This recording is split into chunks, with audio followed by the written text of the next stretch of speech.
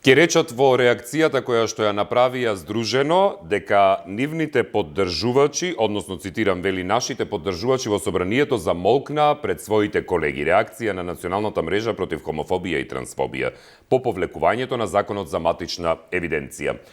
Токму во моментот и се случува и брифинг со новинарите, ќе ни каже и гостинката која што ни се вклучува од самото место дали е веќе завршен брифингот, бидејќи беше закажан за 10 часот. Од коалиција Маргини, Елена Петровска, добре дојде во студио 10. Од самото место се надевам не е студено надвор. Здраво, Огнен, добре ме најдов. Ви благодарам за поканата за вклучување во емисијата. Брифингот мислам дека се уште трае. Ние сме малку понасрана за да можеме соодветно да се вклучиме и да се слуша. Елена, штом имаме веќе воспоставено комуникација, штом добро не слушаш, ајде да одиме со ред и да почнеме на гледачите да им објасниме зошто е оваа реакција токму за законот за матична евиденција. Еден мал вовед на сите оние случувања кои стигнаа до тука. Повлекувањето беше изненадување за сите. Да, накратко ќе кажам дека навистина сме разочарани и длабоко изненадени од повлекувањето на законот од дискусија на Комисијата за политички систем во парламентот со оглед на тоа што ова не е ново прашање, ново прашање се работи веќе со години, ново прашање работат тимови на експерти од различни институции. Законот помина на влада без никаква дискусија, дополнителни коментари, работната група е составена од професионалци, правници, исто така и правници со експертиза за овие прашања од невладиниот сектор. Така што ова прашање веќе со повлекувањето се враќа минимум 4 години наназад, од кога во суштина се започнати правните процедури за применување на пресудата која што ја доби лицето X против Фиром пред Европскиот суд за човекови права и после добивањето на таа пресуда активно започнува, значи се формира работна група при Министерството за правда која што работи на предлог закон за измени на законот за матична евиденција. Значи тоа е едниот дел, така што на законот мислам дека минимум 2 години активно се работеше, така што имаше промени, идеи, забелешки, коментари од различни страни. Работната група од сочинета од представници од институции беше на студиска посета во Малта, доколку еве јавноста не знае, каде што се запознава исто со решенија за ваков тип на закон. Со овој закон во суштина се уредува промената на документ врз принципот на самоопределување на лицата кои што сакат да си ги променат личните документи заради тоа што не го чувствуваат трудот кој што им е припишан при раѓање. Така што ваквото повлекување на законот во парламентарниот дом, каде што во суштина треба да се одвива дискусијата аргументирано, да се види, да се собереме сите страни, да ги кажеме сите аргументи и понатаму, сметаме дека е лош показател, лош чекор, заради тоа што ние одржавме и навистина големи на високо ниво средби во собранието и во месец ноември и понатаму сега скоро на 3 февруари, каде што беше укажано дека ќе биде поставен законот на Комисијата за политички систем, а инаку претходно да информирам јавноста дека законот без забелешки, без дополнителни амандмани и така натаму помина на Комисијата за европски прашања во јуни минатата година. Така што да се прекине оваа постапка во оваа фаза со изјава благоречено неточна дека законот треба да се доуреди во согласност со пресудата на Европскиот суд за човекови права, навистина најде на големо изненадување кај нас, негативен шок и нормално негативна реакција.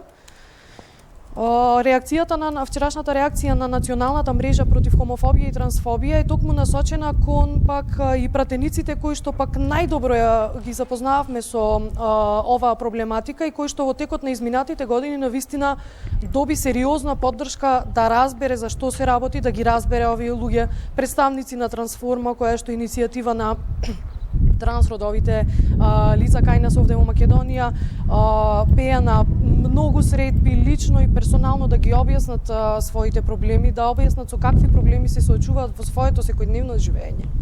А сега со ова и она фама која што се створи во медиумите, каде што се користеше, можам да кажам, радикален, дискриминирачки говор, сосема неточен, насочен кон самото законско решение, мешање на работи кои што се податоци, информации кои што се невистинити и од страна на политичари, меѓутоа и од страна на други страни, без да се прочита предлог законот, навистина е разочарувачки. Да, тоа сакав, Елена, да те прашам во однос на ова што го зборуваме, бидејќи искрено беше изненадување и самото повлекување, особено затоа што следејќи го медиумски, сега зборувам, следејќи го развојот, дури се чинеше дека таа приказна е завршена.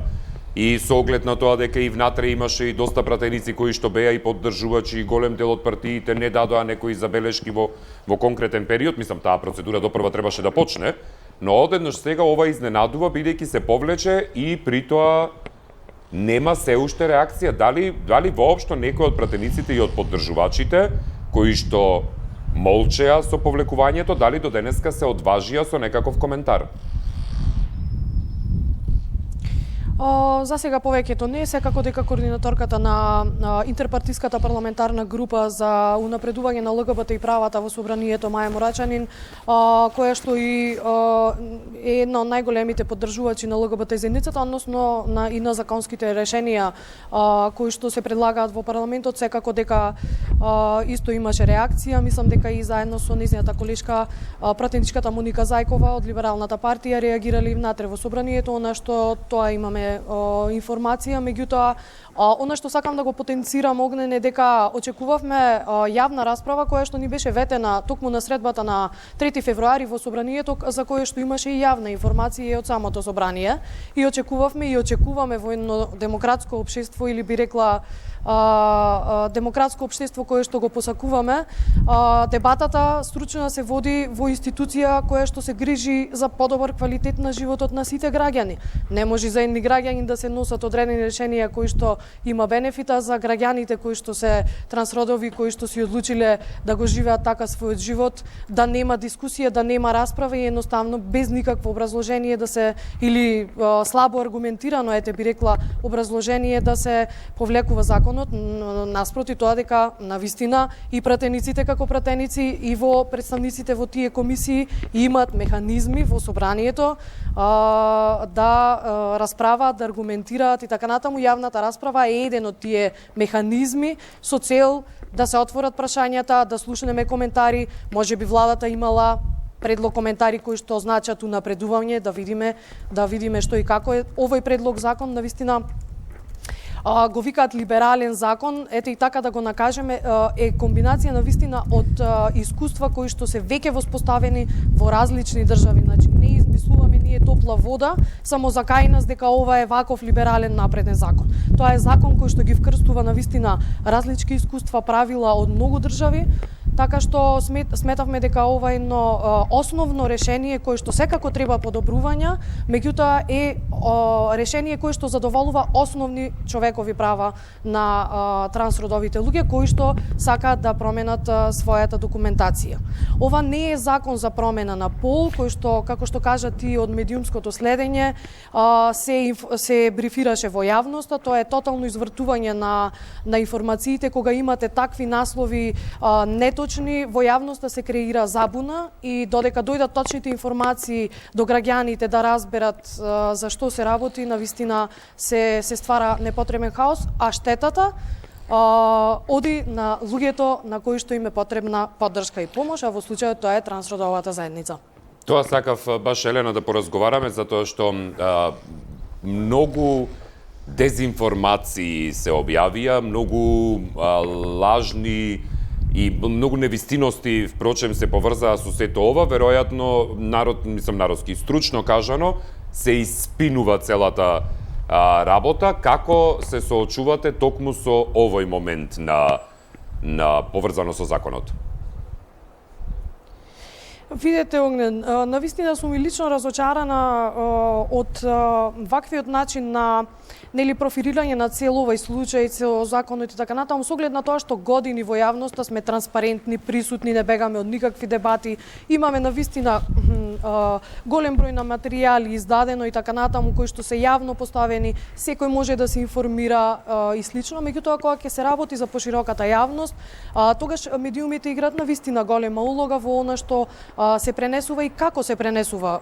Во суштина, навистина треба сепак да има еден начин кој што јас би рекла е малку повисоко од примитивното извртување и спинување, заради тоа што сметам лично дека навистина прочитавме и доживеавме навистина сведување на една работа на толку примитивен начин, закани, сеење на страв, нарушување на цивилизацијскиот поредок, тоа навистина е не само тешко да се прочита, туку тешко да се живее со тој податок и на крајот на денот како се чувствуваат семејствата каде што живеат тие трансродови луѓе, родителите на трансродови лица, пријателите и така натаму. Навистина многу лошо. Јас знам дека хомофобијата и трансфобијата во нашето општество е висока и се бориме активно и храбри сме и стоиме тука и ќе стоиме. Трансзаедницата ќе постои со закон и без закон. Државата е онаа која што треба да му понуди на граѓаните соодветно добро да живеат како и сите други кои што се привилегирани и кои што живеат полагодно. Значи тоа е целата суштина и мислам дека почовечки од тоа нема.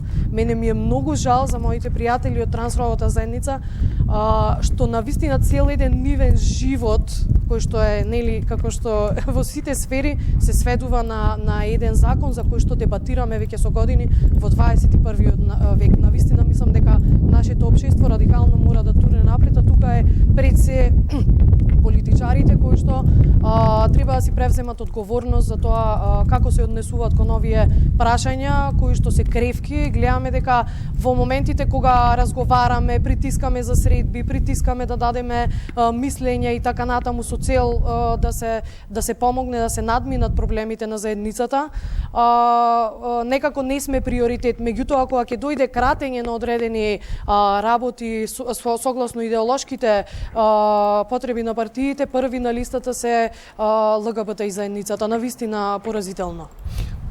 Да, Елена, во овој дел, веројатно и од истражувањата кои што се прават, сето тоа го посочуваат. Кратко, само нема да те задржувам повеќе, ти благодарам и извини што ти одзедовме многу време и од самиот брифинг. На брифингот со новинарите, веројатно разговаравте и за тоа што понатаму. Што од сега па натаму? Што е следно? На ниво на мрежа заштита од на националната мрежа против хомофобија и трансфобија дополнително се уште разговараме што понатаму, секако дека сме отворени за соработка со станоци во релевантните министерства, повторно да седнеме и да видиме со сите стручни лица кои што претходно беа инволвирани, да видиме кои се идеите нови, која е таа доработка која што беше најавена, па да видиме што понатаму, секако дека соработуваме со наши колеги, партнерски организации, да ги поддржиме напорите едноставно да што побрзо процедурите повторно одат, заради тоа што сега процедурата е вратена во Министерството за правда и земајки во обзир каква е временската динамика на процесите кај нас, се надеваме барем дека може побрзо да се одвиваат тие чекори на разгледување и отворање на за предлог законското решение, па да видиме понатаму. Во тој дел тоа го разговаравме, секако ние со новинарите и така натаму имаме редовна соработка. Имаме издадено и водич за етичко известување за трансродовите прашања. Повторно сакам да не се повторувам, навистина има материјали од кои што заинтересираните може да прочитаат. Еве ние се трудиме колку можеме да прикажеме и во јавноста дека нема простор за паника, за страв, дека светот ќе пропадне со законот, едноставно само ќе може некој да си ги смени документите, тоа е сепак мала заедница и да живее, да може да најде работа, да може да си ангажира стан, да може да оди на лекар и така натаму согласно своето определување како се определил да живее еден човек. Ние не можеме да се поставиме во ситуација дека на некого можеме да му кажеме како да живее, а при тоа напоменувајќи дека не прави штета никому. И особено мислам дека сакав ова да го напоменам дека многу ми е жал што трансродовата заедница се прикажа во едно толку негативно, толку деградирачко светло. Самиот тој начин на луѓето, не знаејќи можеби ја деградираат и борбата на овие луѓе. Би сакала да испратам порака дека нема простор за паника и страф, едноставно мислам дека омразата, говорот на омраза, начинот на дискриминација, стравот кај луѓето, мислам дека може да се надмине со вака едни разговори, отворена соработка и искрена соработка. Така. Елена, ти благодарам многу за издвоеното време, за тоа што ни беше гостинка во живо од местото на случувањето на брифингот и што разговаравме токму за оваа важна тема. Ти благодарам, Огнен. Поздрав. Поздрав.